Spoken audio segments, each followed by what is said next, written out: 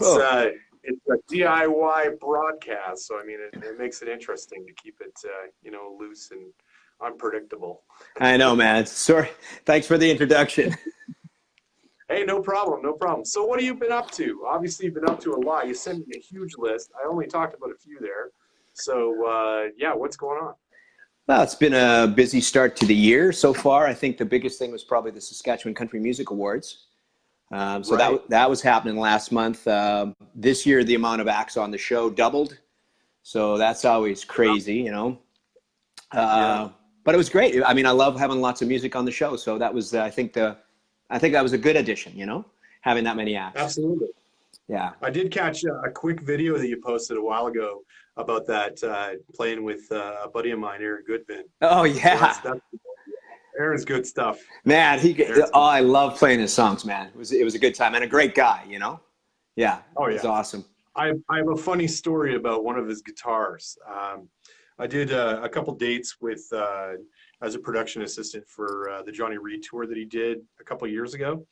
So we became friends then, and then I also work for an airline at the airport here, and saw him in passing, and he forgot his guitar on the plane, and he was on his way to Nashville. So he called me right away. He's like, "Oh my God, I know I just saw you there. Can you help me out? I'm in a panic."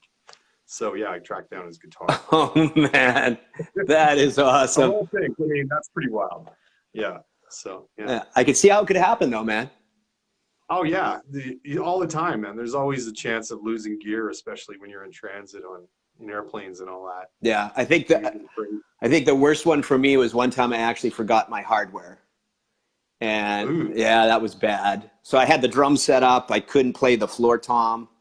I had the snare drum kind of on top of my knees, and then I oh used I man. used like some kind of coat hanger to put a couple cymbals on. It was like the worst gig Oh, ever. wow. Yeah, And you did the gig though, I right? did. You made it work. I did the gig, and then Wow. there was actually a local drummer who brought some stands about after the first set, so Yeah. saved me. He's probably watching and just going, you know what? Maybe I should go and help him out. Oh, it was horrible. You don't realize, like, trying to have a snare drum on your knees, how painful that is.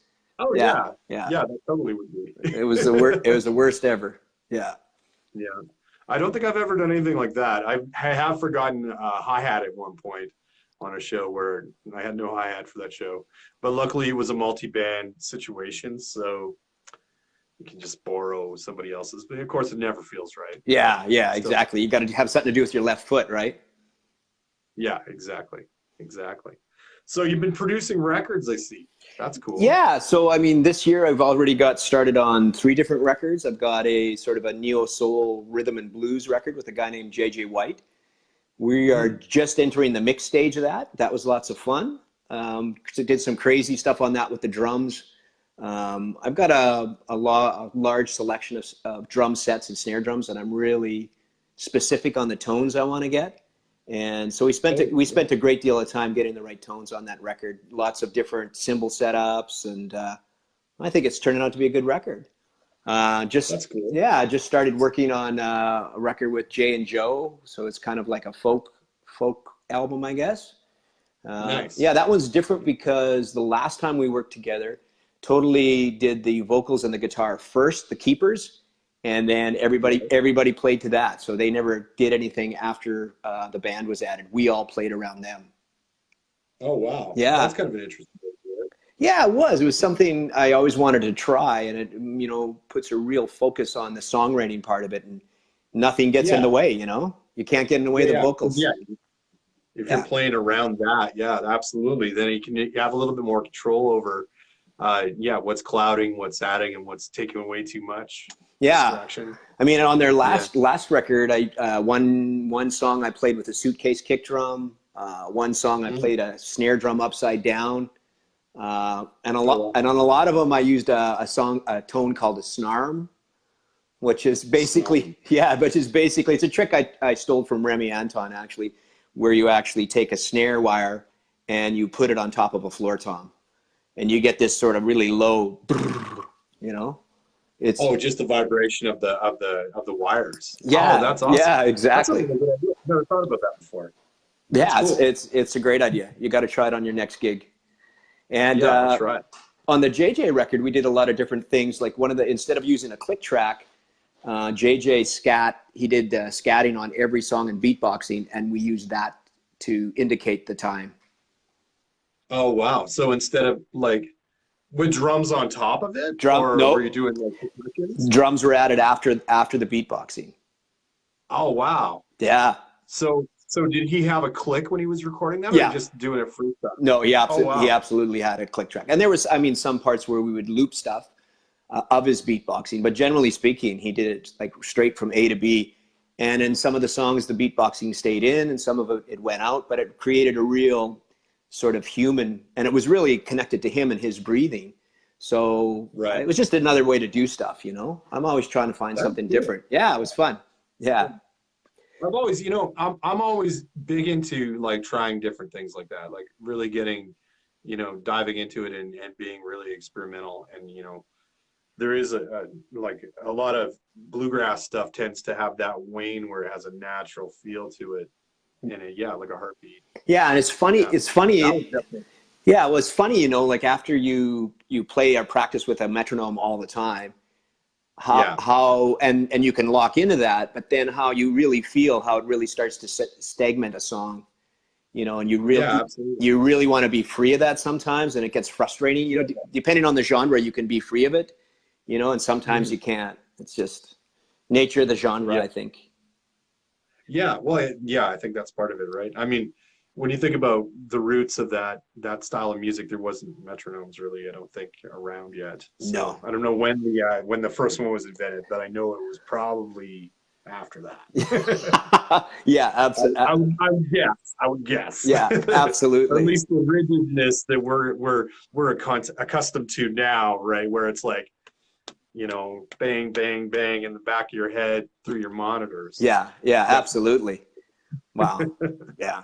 They didn't even have PAs back then. Hilarious. So, what else has been going on? Like, has there been? Have you've got a couple other regular gigs that you're doing too? The Vultures and the Buzzard Line. Yeah, so Buzzard Line is basically a duo. It started out as a duo with me and a friend of mine named Matt Smith, and it's kind of, I mean, it's kind of like White Stripes, I guess, but I think it's a little angrier, maybe. I mean, we call Oh, it, no. yeah. I mean, I sort of try to infuse sort of a punk attitude to it. I think Matt's got a real blues side to him, and his guitar's tone is immaculate. And we started out as a duo, and we tried to add a bass player. We've had some great bass players, and now we're back to the duo. And it's sort of liberating as a drummer when there's no bass player. You can do whatever you want, and your bass drum can sound massive, and Yeah. your tones can be big, right? Depending on what the selection is that Matthew's using for amps that night. And usually he's driving it through a bass amp as well as a guitar amp. He's like bi-amping it Oh, that no. way. Yeah, so Yeah. it's lots of fun. So That is cool. yeah, that's a fun gig. And the So other, what's your setup for that? Like, what's your like what's your actual rig like on those gigs? well, they change. So for the Buzzard Line gig, I'm usually going Peisty cymbals all the way. Using giant beats. I'm using 16-inch hats, and only Oh, wow. one crash ride 24, and that's all I use on that gig. And just Just yeah, swing hard. You know, I'd like to use a 26-inch kick drum, but right now I'm going with a 22, 12, 16. And then I have a snare drum that was made by a guy named Mike Bigwood, and okay. yeah, it's pretty much the only snare drum that I love using on that gig for two reasons. Number one, it's actually made out of Peisty cymbals, so Right. in a stave design, so it's 14 by 6.5. So the sound is very high and it cuts really well. The second thing is it's so heavy it does not move. So it's got a Wow. really real density to it, and it just works great in that gig. I don't use it on any other gigs because it really projects really well, and Right. it's just heavy to lug around. So it's nothing Yeah. you'd ever fly with, right? Yeah. Yeah. Right. Right. That's cool. I like those minimalistic kits. That's kind of similar to what I use too, is just like a simple four piece with like maybe two crashes at the most, a Yeah. ride, and that's Yeah, after the race. it's crazy, hey? Like, you know, as when you start out, you always have a lot more drums, and then you just start whittling it down, you know? I think it's that first gig where you're like, oh my God, I had to carry everything. I know. Well, and it's the same thing that you've touched on with the single drum theory too, you know, like the more you explore just the sonic capability of one instrument, the less instruments I think you need, you know? Yeah, yeah. I think. Well, I think somebody had actually mentioned something. I did that clinic on Saturday, and somebody came up to me and said, "Yeah, like said that somebody heard some. I can't remember the damn guy's name, and it's too bad because he said that, yeah, the by limiting your options, it'll make you approach things differently and give it a fresh perspective." Yeah. Is the idea. Yeah, and I totally, yeah, fully agree with that. And plus, you're not dealing with stepping on too much of the frequency ranges Yeah. if you're just bringing it down to the one. So Yeah. I yeah. mean, there's frequency there, and then there's groove, right? And as soon as you limit it down Mhm. and you're trying to make it groove with one instrument or two, Yeah, uh, yeah, you really that's a realize, challenge. yeah. And you really realize what the things that you might be doing to compensate for that, you know? Hmm. But I Yeah. was noticing when you were playing it, are you left-handed or right-handed? You know what's funny? On the kit, I play right-handed, and when I do the single drum theory, it's left-handed. Cool. I don't know why. It's just what felt right with the hands, with the brushes and the snap feels a lot better in that hand than the other. So, Well, I know a couple drummers who do the same thing. oh really? Yeah. So I thought I was the only freak in the world. So that's good. Yeah. I That's know like those guys that can shoot with like left and right hockey sticks or golf, right? I exactly. guess it's just one of those things. Yeah. And so if Yeah. you do you ever use that on the kit where you're playing left-handed on a right-handed kit with that traditional left hand or the right hand, I guess it would be? No, because whenever I've got sticks, it's always just like straight up match grip, and usually French match grip a little bit flatter, you know. Yeah. But when I have played gigs and it was brushes on a kit, it instantly goes to match grip too. So it's weird. Yeah. And then when I switch to do swishes or anything, I just like quickly flip it in my hand and do a swish left-handed again. Yeah. But yeah, Wow. it's weird. I can't figure it out. The brushes came to me with just doing snare drum. So the original use of it was strictly snare drum. So I didn't have to think about using left or right. I just went with whatever was the most comfortable and felt right. Yeah. So Wow. yeah, Yeah, that's cool, man. yeah, Yeah. it's different. It's different. Thanks. Thanks. Not many people pick up on that. That's funny. That's really funny. Yeah. Well, Crazy. So, yeah, go ahead. oh no, you go ahead. You go ahead. No, I was going to say there's something sophisticated about playing with a traditional grip that I like. You know, it just makes you feel like you know something. Yeah, exactly, exactly. Yeah, well, when I'm doing it, yeah, exactly. And then you got to pretend, right? Sometimes you just got to make it look like you know what you're doing, then everything else falls into place. I definitely am not uh, a technical player at all. Like all of that stuff is just what feels right in the moment, and how it presents is how it presents. I don't think about it too much. So Yeah. it's soulful, I think more that way than thoughtful as far as, rudiments go and stuff like that. Yeah. Mhm. That's good. I like that. Yeah. So you've got we were going to talk about a couple other things, and now I'm drawing a blank because I made my notes and we went through the notes already. Uh, there's a couple names on that list that I know. Chris Henderson, I Yeah. know that name, and I know Cody Prevo, and of course Crystal Shawanda. I think I worked on a couple shows that she played. She was like an opener on Oh, over cool. the years. Yeah. Yeah, So yeah. was she performing country music or blues music at the time? It was country. I Oh, think it was one of her. It was a Sakamoto show. I remember that. So it was definitely country. yeah. Uh, and I don't remember who she was opening for.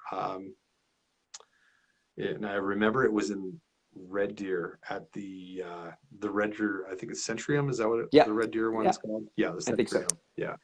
I can't remember who it was, but yeah, she was the opener. She was good. Yeah, But she's exploring blues, and oh wow, she is an amazing blues singer. Like I think they're just releasing her third blues record, and that's awesome. yeah, it's awesome. It's like a rebirth.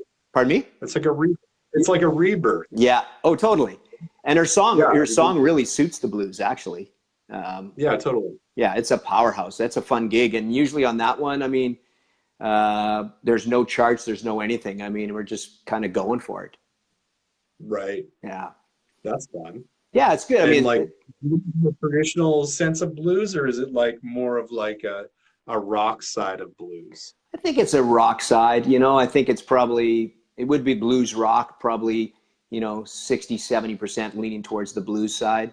But her husband Dwayne, he's a great guitar player. He's definitely got some rock sensibility in it and some real groove happening.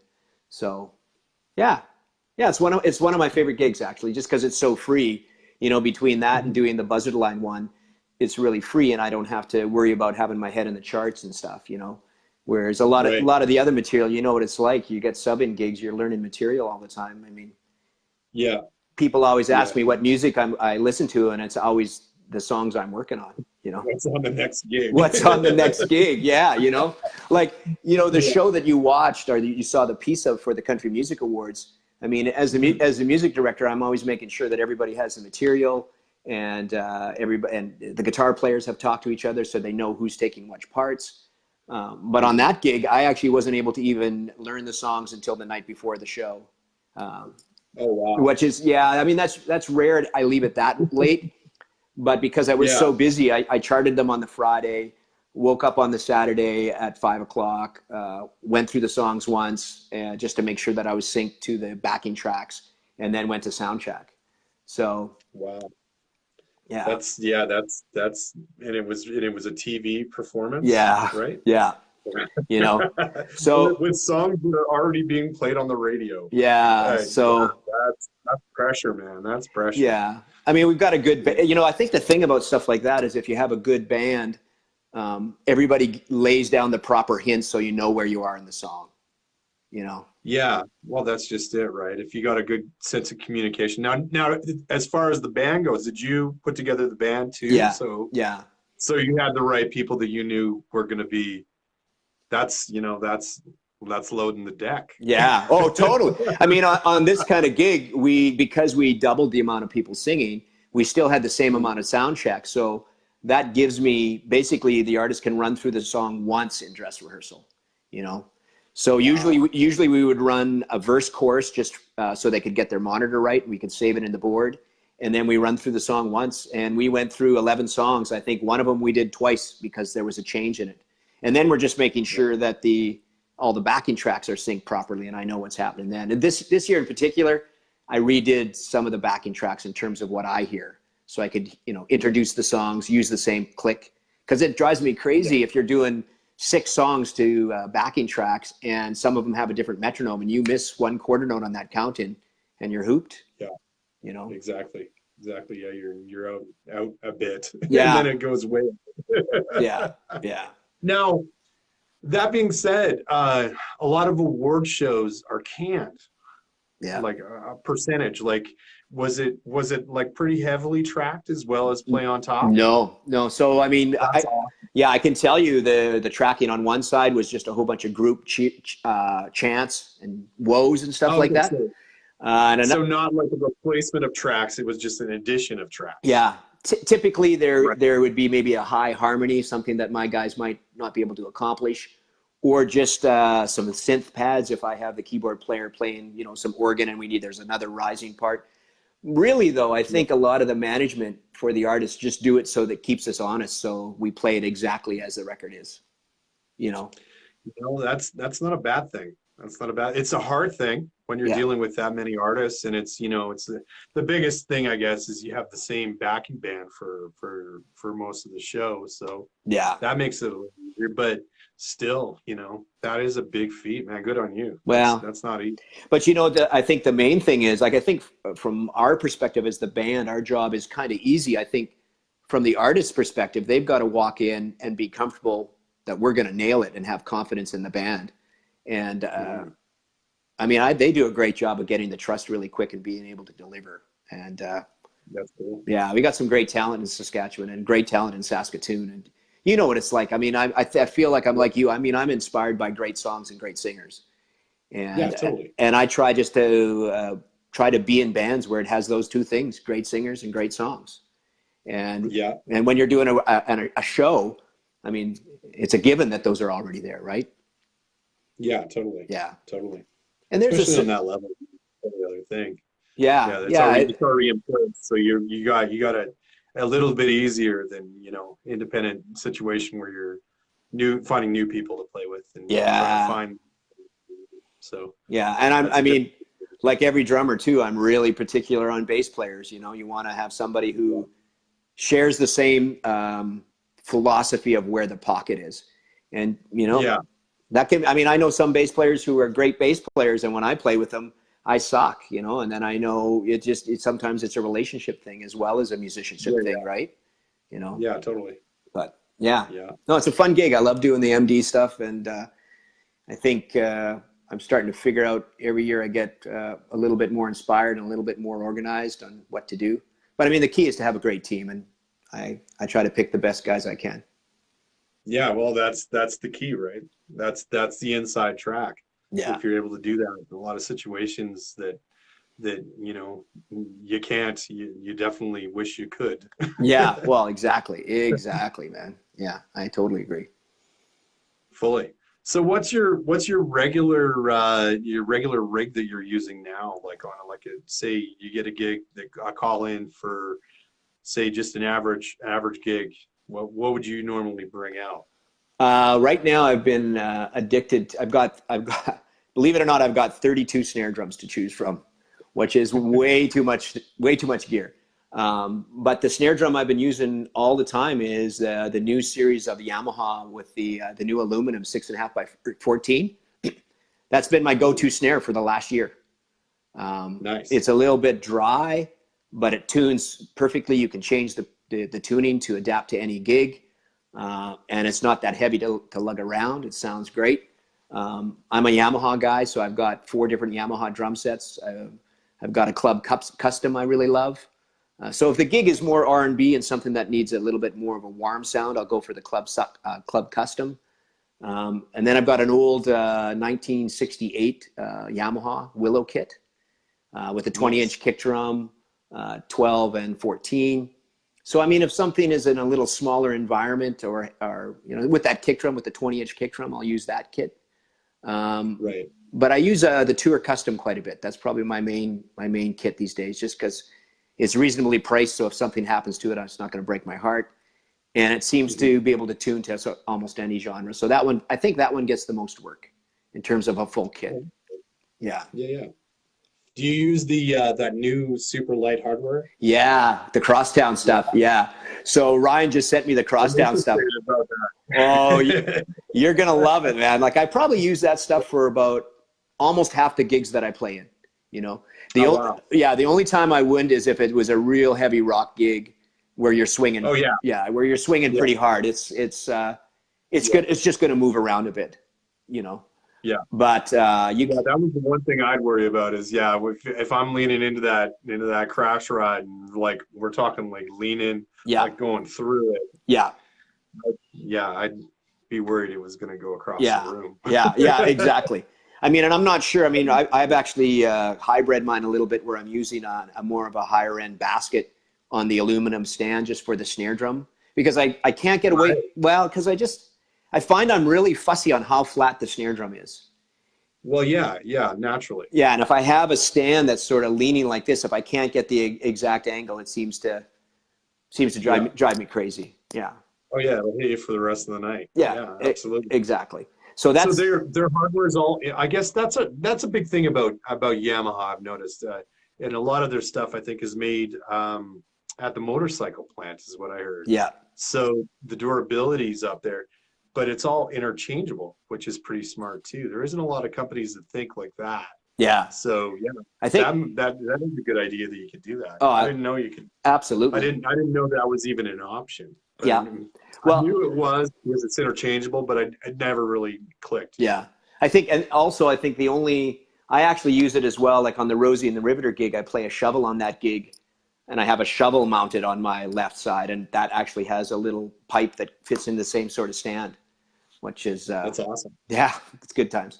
I think the only thing that I'm using that isn't Yamaha is the bass drum pedals. I use Sonar. I use the Perfect Balance pedals. Oh, the JoJo. Yeah, Yeah. yeah, Yeah. yeah. Once you get adjusted to that kind of pedal, it's hard to go to anything else. You know.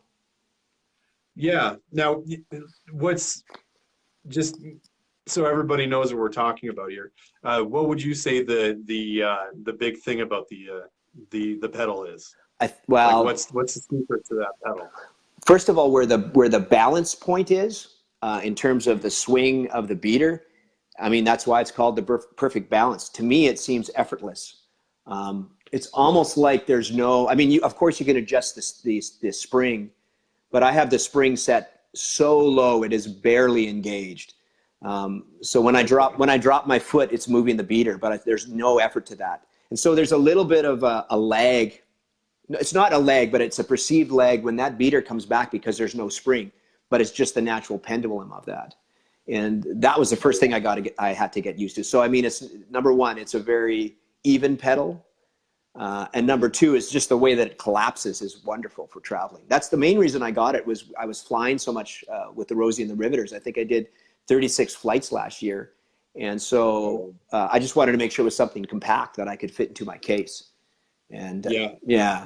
I mean, most of the time for that tour, we used a lot of backline drum sets, but I realized the one thing that I can't live without is my pedals, you know, the bass drum pedal. Yeah, I was going to say, if you're used to that pedal, a backline kit would be a nightmare. Yeah. Have you used that pedal yet? I haven't tried it. I've seen it. I remember when it came out, and I kind of, quickly tried it at a trade show at the NAMM show one year. Yeah. But the way the NAMM show has always been for me, it's been like meetings, because at the time I was in sales. Oh, okay. And it was all about the meetings. And then the one year that I went as an artist was like 4 years ago. And I tried it then too, but still didn't, too much distraction. Yeah. It's so hard to get a good idea of what's great down there. I mean, there's so much stuff. I don't know how you do it. I mean, I've been there a couple times. I mean, we were there this year too. I think that was my third or fourth year. And there's so much going on in terms of getting a feel for something, especially if it's a pedal. I mean, and there's so many like cymbals. You're there checking out you're checking out 30 cymbals in an extremely noisy environment. It's like, oh yeah, it's insane. And for something like the pedal, I mean, luckily, I mean, it's not a cheap pedal. I think the retail is probably around $500. And they had a used one at Long and McQuaid, and I was able to take it, and I used it for 2 weeks and figured I'd like it. And then it took me about really 2 months before I got to where I felt comfortable at it, because it was different than any other pedal I'd ever used. But I felt with the other pedals, I was just playing way too uptight. Like I just wasn't as relaxed. What pedal are you using? My go-to is the Falcon, the Mapex Falcon. Ah. I've been using that one for a bit. And I don't use the standard beater too. I use the original Mapex 3-side beater that has the felt, the wood, and then the polymer round part. And then where do you leave it set, on the felt one, or? Let me grab it. Okay.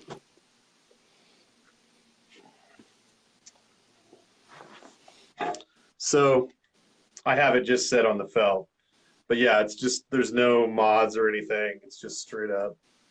And even the sitting on it it's pretty loose. Like I don't use it super tight. Yeah. And then is that a strap or is that a direct drive? No, it's chain. Chain. Nice. Yeah. Yeah. Yeah. I like them. They're great pedals, you know. It took them a while to figure out that line of style of pedal. I mean, they had a Janus system that was, the pedal itself was okay, but it had this weird kind of like ramp on it. Oh, okay. In the middle of the, like right about here, it would go up, and there was like a piece. Weird. So it would be like an accelerator. Yeah. But it was like, it didn't work. Yeah. And so are you? Are you using heel up technique on that, or what are you doing? Yeah. Up.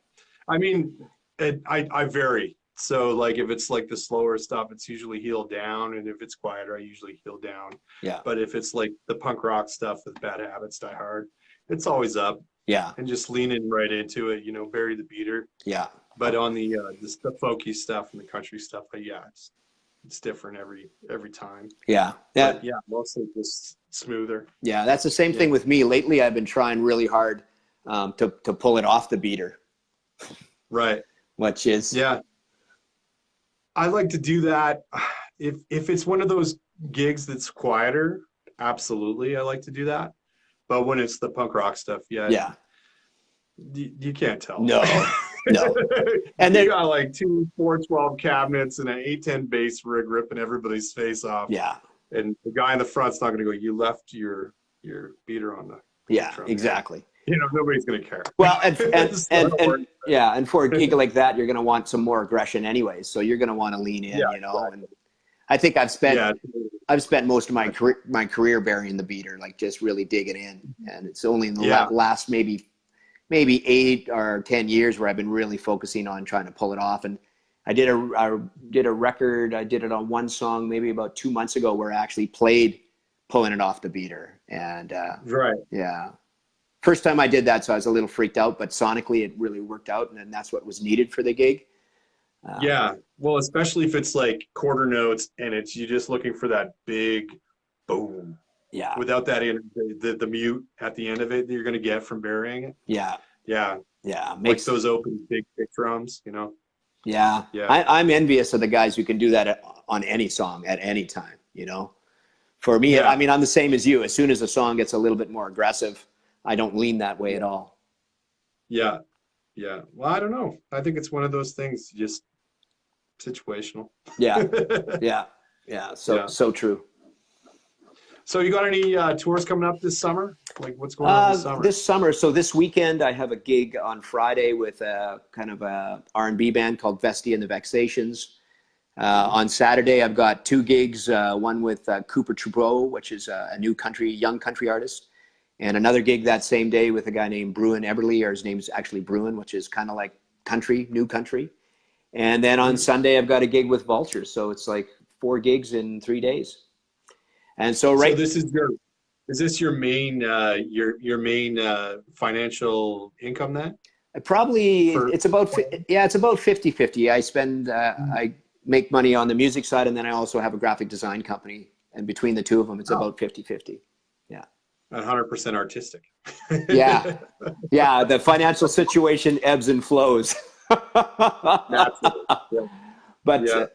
I love playing we're live. always having fun. I know. As long as we're always having fun, it doesn't matter. Yeah. So the Riveters, Rosie and the Riveters have some, I've got some performances lined up with them this summer. Looks like, with Crystal Schwanner, she's got the new blues record out. So we did a couple gigs a couple months ago. So that'll be filling out. I think it's going to be a busy summer. Last year was crazy. I think that was a new record for me. This year, I don't think it'll be as busy, but it's still going to be busy. Yeah. Yeah. Yeah. I'm really excited for the producing stuff. I'm always excited to put stuff down on record, Yeah, totally. Yeah. So when you're doing the producing stuff, are you doing the engineering and everything too, or are you just doing the producing as in like they give you the songs and then you basically listen to them and offer like ideas or change things? Is that how you're doing? Well, a little bit of both. So usually all the demos and stuff I engineer myself, and even the scratch tracks I'll engineer myself. So last weekend I was working on the record for Jay and Joe. I engineered all that stuff in Pro Tools in my studio, and then I'll do as much as I can in my studio, and then sometimes it'll go to another studio or a larger studio, or sometimes we'll do location stuff. Oh, cool. Yeah, but my engineering chops are okay, but I work with some guys like Matthew Facker who are amazing, and they're super fast. So, you got to have some speed to catch the creative idea. So it helps to have him on board. Yeah. So do you do some producing or some recording as well, or? I don't do much for producing. Well, that's not entirely true. Like Bad Habits, when we write as a collective. No. And so people bring ideas in, and be it a guitar line or a vocal line, or even just like a rhythm idea, and we'll write together. So there's a little bit of that going on. We're writing some new songs. This year's our 10th anniversary, so it's not as busy as I'd like, Yeah. but it never ever is. Even when you're the busiest, you're like, I wish I could be doing more. Yeah. But that's just how life goes. So here's an interesting question for you. What do you feel as a drummer is your biggest contribution to songwriting?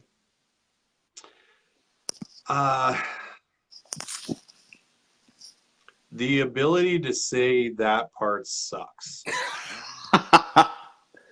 You know what I mean? Yeah. Oh, yeah. Yeah. Being that voice of reason, I've been burdened with that. It's crossed my path and both helped and hindered my life fully Yeah. in every aspect. Yeah. I don't have much of a filter when bullshit's there. It's usually pointed out right away. So I think that as far as music goes, can be a really big tool because a lot of people are too worried about hurting each other's feelings. Yeah. And if you're playing with the right group of people that understand what the end goal is, they don't get offended. So feelings don't enter the realm to even be involved. Yeah. So finding that is a really hard thing. But I think it's harder to find somebody who's going to call bullshit on things than it is to find somebody who's not going to call bullshit on things. Yeah. So I don't think it's a bad thing. Yeah. No, I 100% agree. Yeah. Yeah, for sure. Yeah. Yeah. I mean, I've been in situations where I'm working for a large band, and I can just see that the whole production is a whole pile of people saying yes, yes, yes, yes, yes. And there's got to be somebody in there that says, you know what, that is stupid. Yeah. Don't do that. It's a waste of money. Yeah. And that it is a really big tool. It's dangerous because you can get in trouble by being too vocal on that kind of thing, but it is needed. So yeah, that's how I feel about it. That's my biggest bringing to the table. I mean, I also do write a fair amount of the lyrics as well, cool. But I do think that having that level of like, yeah, this is not working or this is working. Yeah. Yeah, absolutely. I think that as a drummer, I mean, one of the things that I love is arranging. Mm-hmm. Yeah, that would be the next. Yeah, because I mean, as a drummer, you're sitting back in the pocket. You see that, you hear the guitar solo, you're interacting, and you're like, maybe that's a little bit too long. Yeah, exactly. I think that most drummers are reacting from a real guttural sort of emotional point in terms of the shape of the song. And we see, sometimes I think we see stuff more in time. Obviously, we're not just reacting to the melody that maybe crosses over bar lines or stretches across 4 or 8 bars or whatever, but we see stuff in segments, and I think that's what gives us an edge for arranging. Anyways, I feel like that. Absolutely, yeah, absolutely. Because it's going to, I don't know if it's I often wonder if it's the ability to kind of be so comfortable with what you're playing that you can take it in a different way, where it's like what you're doing here is up here, but it's not affecting how you're receiving things coming in because it's so natural. Yeah. Like walking and talking, that kind of idea. So for me, that's how I feel about it. So when you're able to hear things a little different. So when you're working on stuff with your band, are you playing the drums reacting to the guitar parts, or are you listening and then you write the drum parts in your head and then you play them? You're just all in one room, I imagine. Yeah, we write like one or two of the guitar players will do their own home thing, and then we'll have like a Dropbox that everybody shares. Oh, okay. And we'll listen to parts, and then we'll get together, and as we're listening to the parts, I'll just throw them on my rig and use in-ears and play to them, so that when they arrive, I've already got my ideas kind of somewhat mapped to the general idea, because that'll change once you get in the room, things change. Yeah. And then are you playing to a click all the time then? On those situations, only if the track is recorded with a click, which 95% of the time it's not. And so I'm just listening to the idea and then playing in my head, either thinking about what I'm doing or playing along to what I have, whatever happens to be in time. Because let's face it, guitar players without a click are lost cause. So, you know, you just got to do what you can do. And then when we're playing as a group, this band's been playing together for 10 years. So we've already got a natural pocket that our songs seem to gravitate towards as far as timing and speed. Yeah. The bass player and I have been playing together for almost 20 years. Holy crap. In a couple of different projects. Yeah. So that gel is already there. We don't communicate when we're playing. Like if we're writing together, he'll start a part and I'll play, and I know where the change is. He knows where the change is already, just because have written several songs together. So it's like mind melding of some sort. I don't even know. So no, we don't usually use a click. We have them recording sessions, but even that was different than any other project I've ever been in.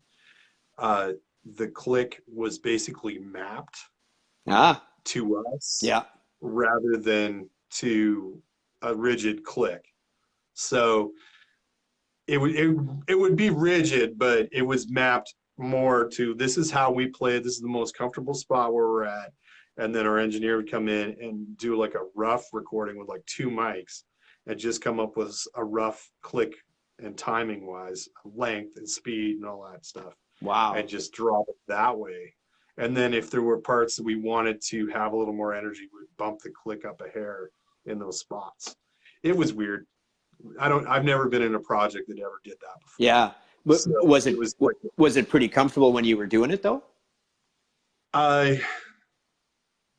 Yeah, it was actually. It was really because whenever this band recorded, we usually do the focus is on drums, but we have the bass going and we have one guitar out of the 2 guitars going. And all the guitar is usually playing clean, and everything is through like those pod ideas. So Sans amp for the bass and like one of those Line 6 pods just to get the idea down. And then the drums are actually the recorded focus.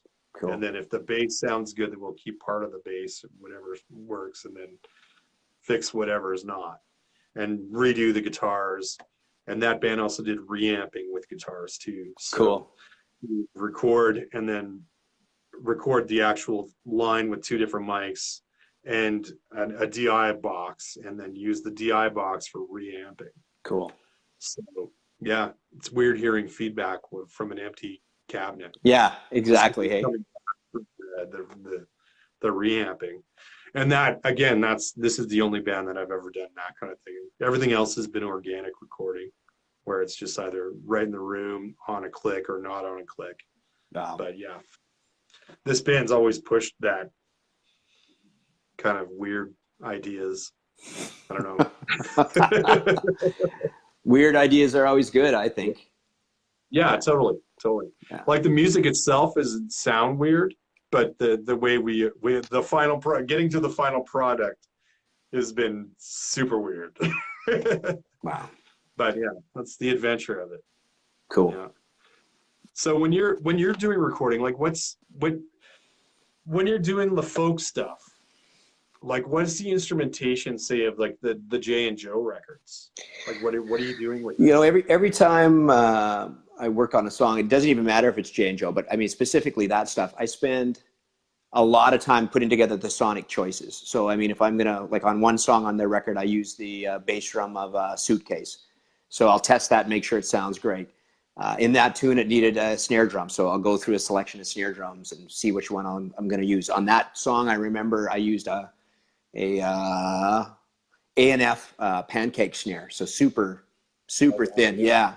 And then for hats, I have these really thin 14-inch Peisty kind of thin hats. And then one crash.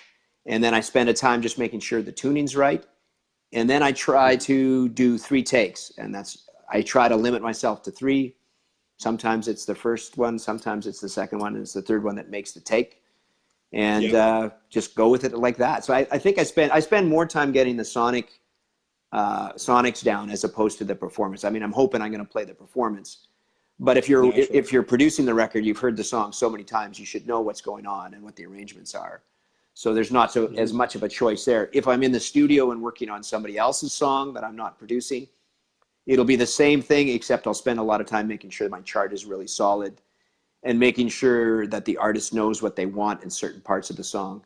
You know, maybe just scatting the rhythm and scatting the drum fills, so that it enables me to keep the takes fresh and try to limit how many I'm going to do again. Because after I've done 3, I just start to suck. Well, yeah, I think everybody just loses their the freshness, I think, is a big thing. Yeah. I've always enjoyed setting up and getting tones, and then the next day coming in and doing the tracks. Yes. Yeah. And there's something about the separation between that really allows your I don't know if it's a matter of your body being tense and excited or nervous, and then once you're set up and you've got your tones and everything feels good, and then taking a sleep for the night Yeah. and coming back to it, that's a huge thing. Yeah. Unfortunately, it's expensive if you're doing it in a big studio, Yeah. because you're paying for 2 days when you could have done it in 1. But I agree. I did a project around February for an artist named Ava Wild, and I did the same thing. I went in the day before, was able to tune up, and then the next day it's tracking. Because I think sometimes there's a certain amount of pressure when you're getting your tones, you know. Because for a guitar player, I feel like because the drums are so organic, it can be tricky to get good tone, you know. Yeah. And then when you know you've got to get this song tracked and you're getting the clock's ticking, you know, you want to make sure that you can breathe and relax to do your take, and you're not worried that you're spending too much time getting your tone set up, right? Totally. Yeah. Is there like, do you have like a ritual that you do when it comes to recording? Like, do you like set the alarm at a certain time when you're waking up, and then you do a series of things leading up to the recording time? Yeah, I like to be prepared the day before. So if I'm going in the next day, for example, I make sure my drums are all packed and by the door the night before. I make sure my charts are solid. I'm a real lyric guy, so I make sure I have copies of the lyric. And I want to try to be, I think the main thing is to be as relaxed as possible at all times. And that's a lot harder than you think, you know. Totally. Especially, you know, when you come back in and the engineer or the artist or the producers it wants a change, and they may not be speaking the same language that I do, and there can be a little bit of anxiety whether you're understanding what they're asking, you know. Right. Yeah. You know, I had a thing just a couple of weeks ago where there was a request for a different feel in the song, and I thought that it was New Orleans sort of second line drumming, and I sort of gave an example of that. But the problem was I just gave the example of that on a practice pad. I didn't give it on the drum kit where the kick drum pattern is different, right? So they're listening to it, and I can't blame them. They're like, "Nah, I don't think that's it." And then luckily they sent me an example, which is awesome. I'm like, okay, I was on the right path. It just, without the bass drum, it just feels different, right? Two different languages for sure. Yeah. That is a big thing too, you know, the whole communication thing, and being able to, like we were talking about earlier, being able to communicate with the people you're playing with. Yes. And on the same wavelength and on the same kind of idea. Yeah. That's a huge thing. And it's hard to find. It's really hard to find. And, you know, just to keep your cool and not have any anxiety about it, and know that you're both trying to achieve the same thing, which is a great song or a great recording or a great live performance, you know. But yeah. Years ago, I used to play in a band that we recorded our first EP, and it was a very angry band. It was a super angry band. Oh. And the bass player and I were at odds. And the next time we came in to record, we couldn't get that same kind of tension and dynamics going, and they couldn't figure it out. And the engineer said, he can't get his bass parts right because you guys aren't fighting. And I was like, wow. I thought about that. Oh my God, is that what it is? He's like, yeah, you got to go in and punch him in the stomach. It was like one of those situations where I'm like, wow, okay. Yeah. Yeah. So once we were done fighting, nailed the bass parts. So it's like, Nice. again, there's always that tension, right? Yeah. Uh, I was definitely not the age that I am now. I definitely wouldn't do that now. I would try to find some other way, or maybe, obviously, I don't play with those kind of guys anymore, so it doesn't Yeah. matter. But that was in that situation. That's what was needed. Just the tension. If the Yeah. tension's not there, it kind of doesn't feel like it's quite clicking the right way. Oh So yeah. I mean, music is an emotional thing. I mean, we're emotionally driven when we're playing it. So I don't think we can play it without having emotion. I know that I can't, fully, You know, fully. I think that's a big part of it too, no matter what the song is, trying to go to that same place, whether it's live or in the studio, just so you can reproduce this. And it gets more difficult in the studio the more takes you do. Like I said, by take 4, I'm not feeling it as much as I did in take 2, Absolutely, you know. absolutely. Yeah. I think that's a huge thing too, and that I think that uh, I, I've run into that situation where you're playing and there's a certain passage of a song that reminds you of something. Yeah. That when you hit that passage, whether it's what you're playing or what the notes or what's being said, um, is a trigger to like a memory or like whatever. That happens quite commonly, I find. I don't think I'm alone on that because I think, like you said, we are all connected emotionally to this because this is an emotional situation. Yeah. And I think that's what sets um, music apart. Like when you're digging into stuff that you have an emotional connection with while you're playing it, that is visible, and I don't think you can fake that. Yeah. So, and I think that's what makes a good song great, and it makes a great song like unmeasurable. Yeah. So, Yeah, I and agree. it's rare. Yeah. It's rare, man. So rare. Yeah. And And I don't think a lot of emphasis is put on that when people are, you know, thinking about music and what they're actually consuming for music. Like, well, I think not the bashing type of music, but there are some songs out there that are definitely have 0 ounce of any kind of soul. yeah. Well, and You know? part of the problem too is that we're trying to go for perfectness all the time. We're trying to get perfect takes, Yeah, it's and so boring. so It's boring, so boring. you know?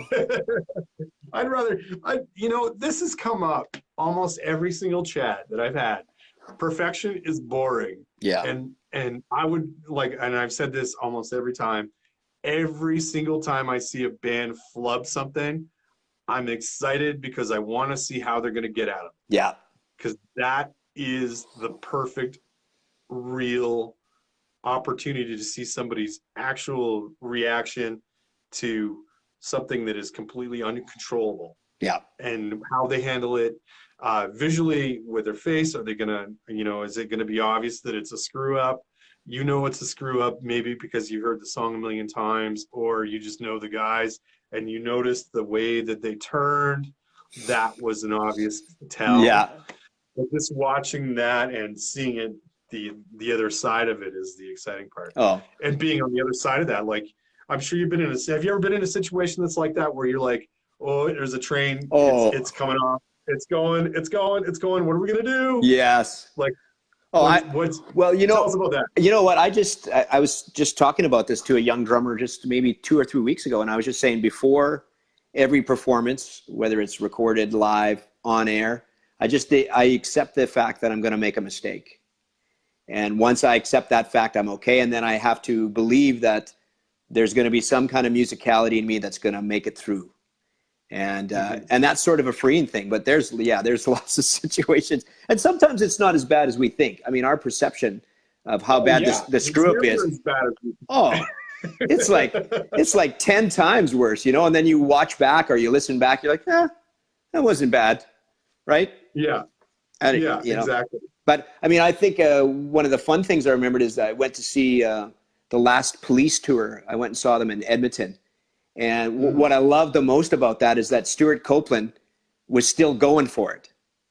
You know, like he Yeah. was going for it like a punk drummer. Like, and I admired Yeah. the fact that he wasn't playing it safe, you know, coming back where Yeah. there's a lot of eyes on him, and he was still like had that punk mentality where he's still just going for it, man. You know, Yeah.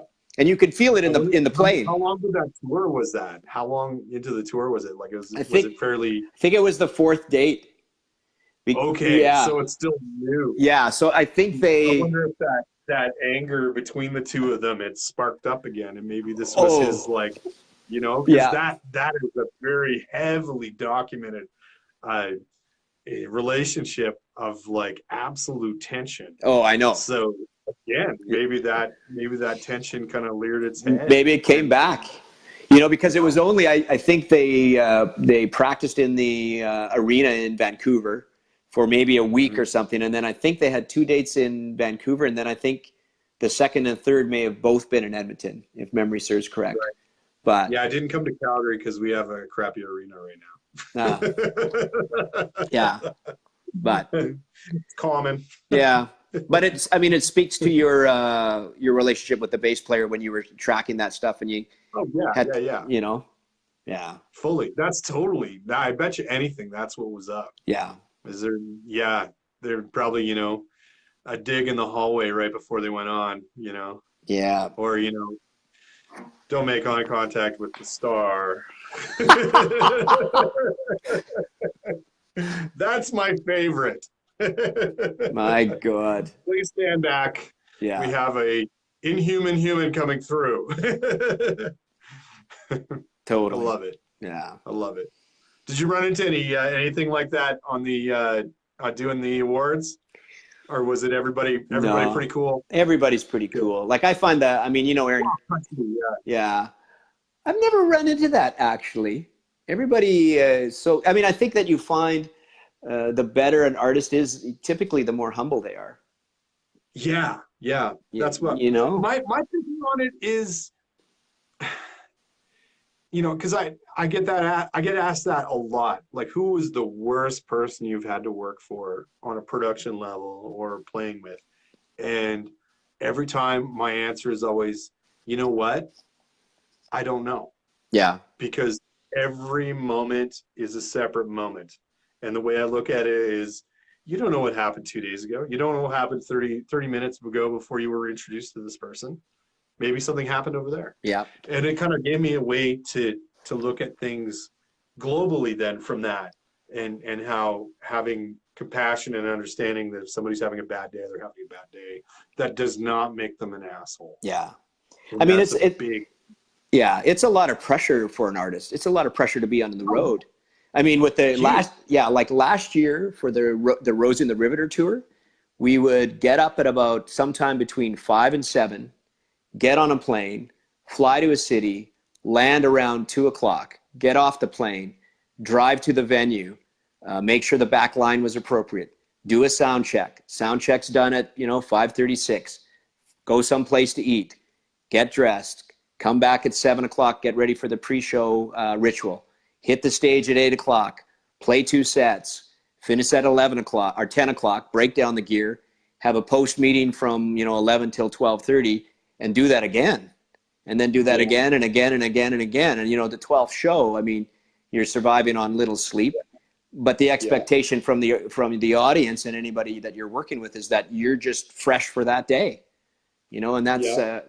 I think that's easy to That's forget, especially if you're at a level where these people are flying overseas, which is longer flights, and then you got to hit the ground and be ready to rock. I mean, that's yeah.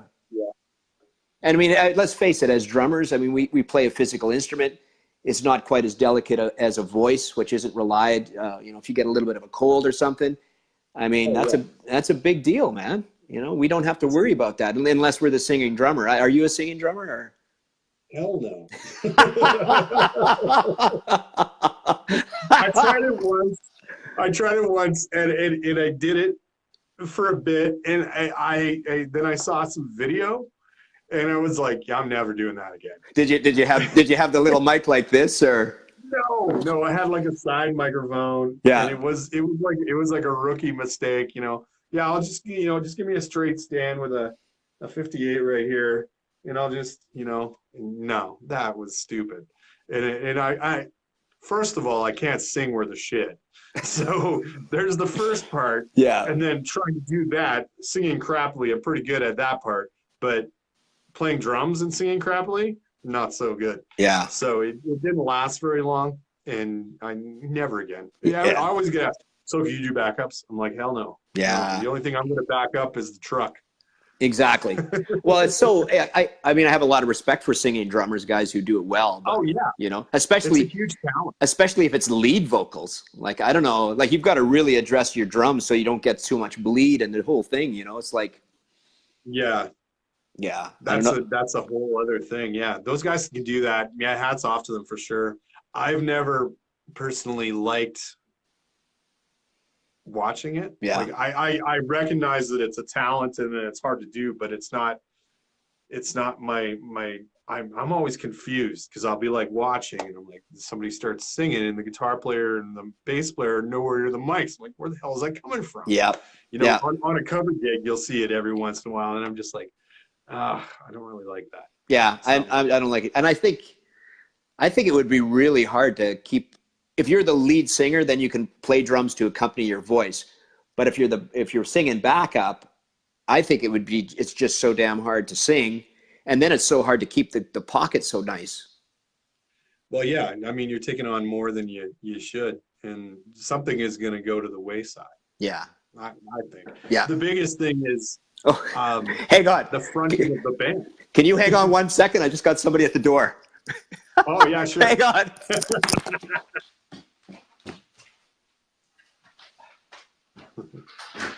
We have a surprise guest. Who is it going to be?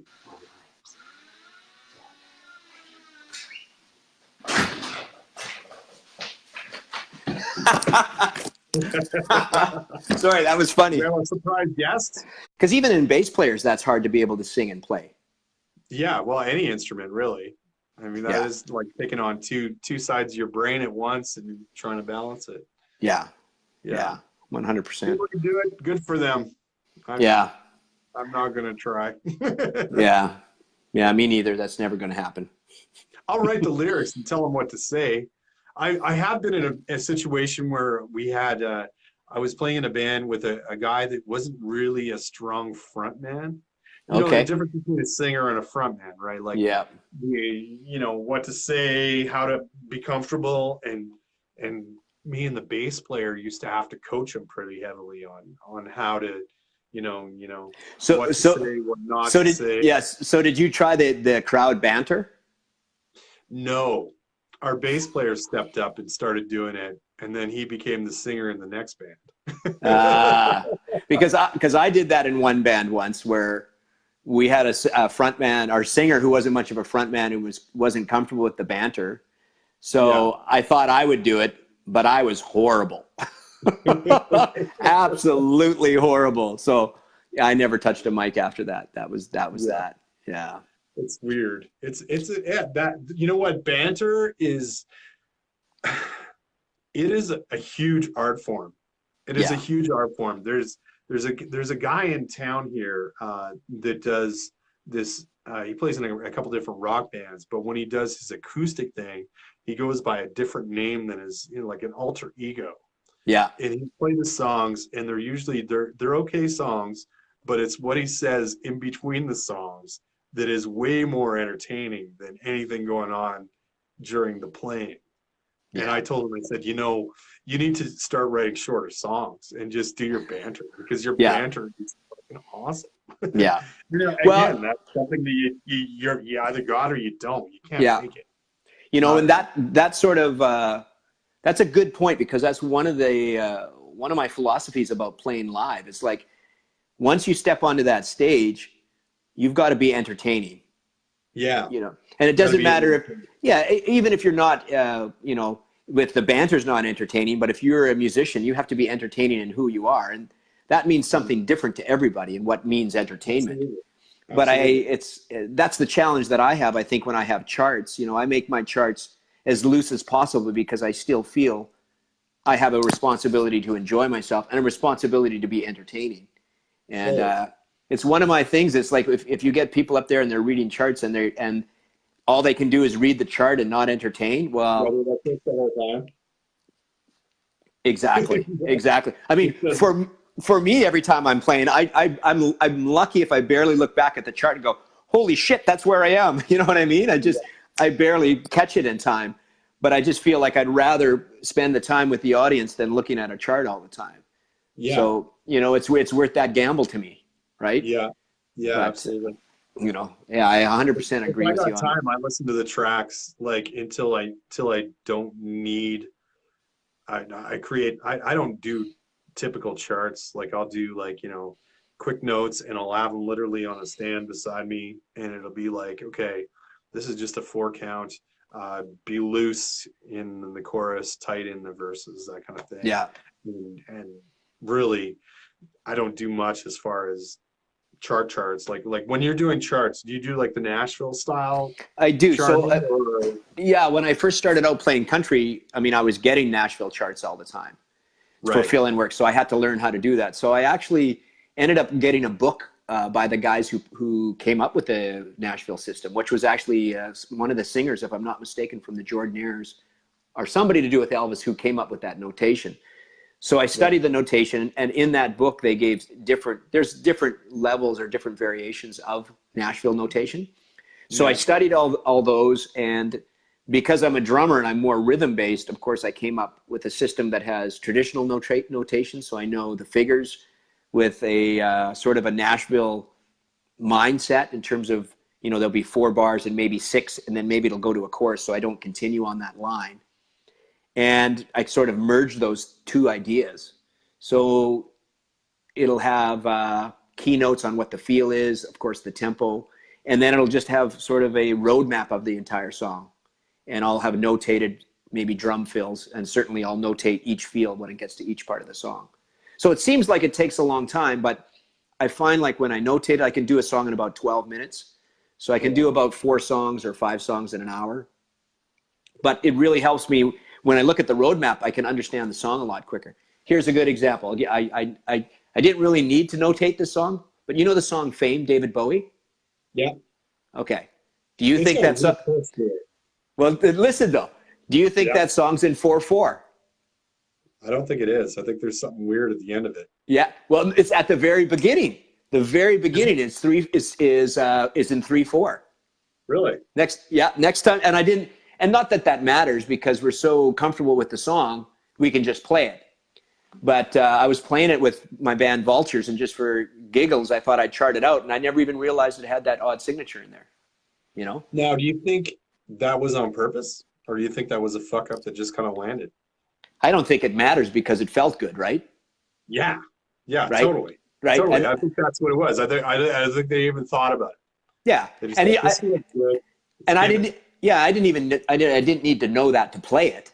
I Mhm. didn't even know it. I played that song several times before, and then when I notated it, I was telling the other guys in the band, I'm like, "Did you know this is in 3/4 in this one part?" They're like, "What?" I was like, "Yeah." So, Yeah. but I Just that actually, first bar? Just the first uh, bar? I think it is. Let me think here. Yeah, it's got that leg on. Yeah. So it's got 2 bars of 3 right up that fill before the drums do that little full bar build into where it goes into the groove. So those shots are always in 3/4. Weird. Yeah. Really weird, right? Well, But a lot of David Bowie's songs were weird like that. That didn't, yeah, they and it often makes me wonder, like, he's cited as a genius and stuff like that.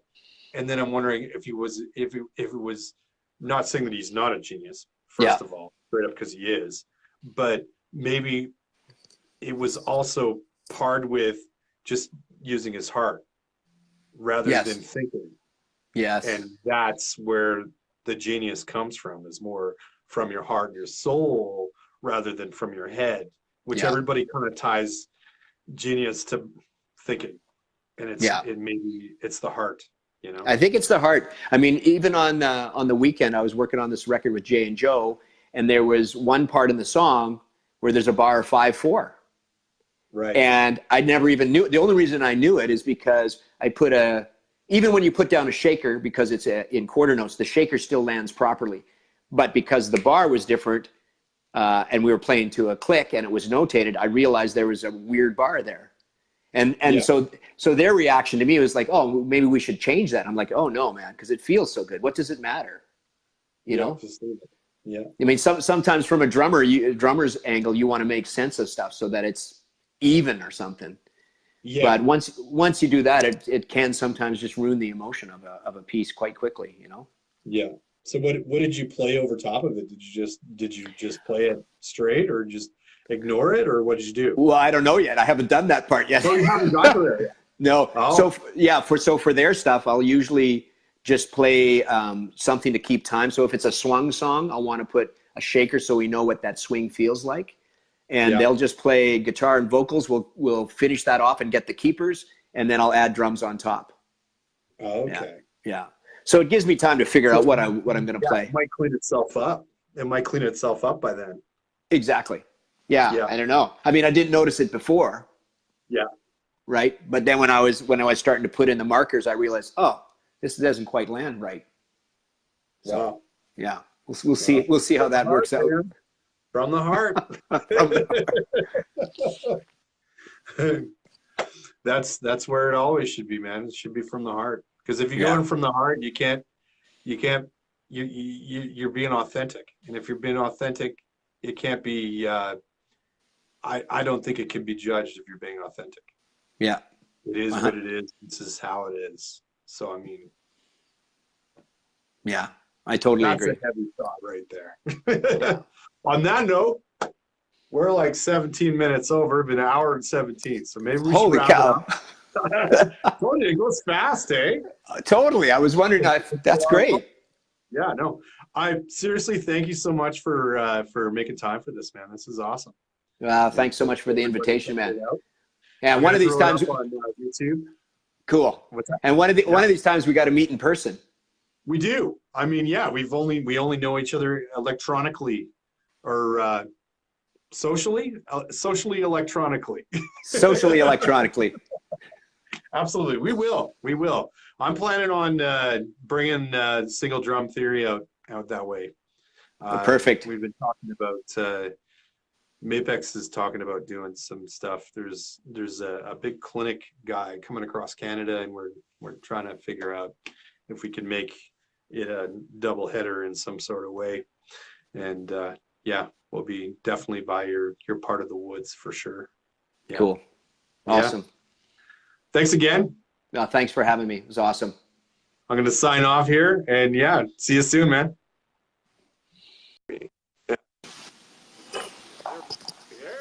Yeah. Can you hear me? We're good. All right. Give me a second here just to set this thing up. Yeah. Sorry about that.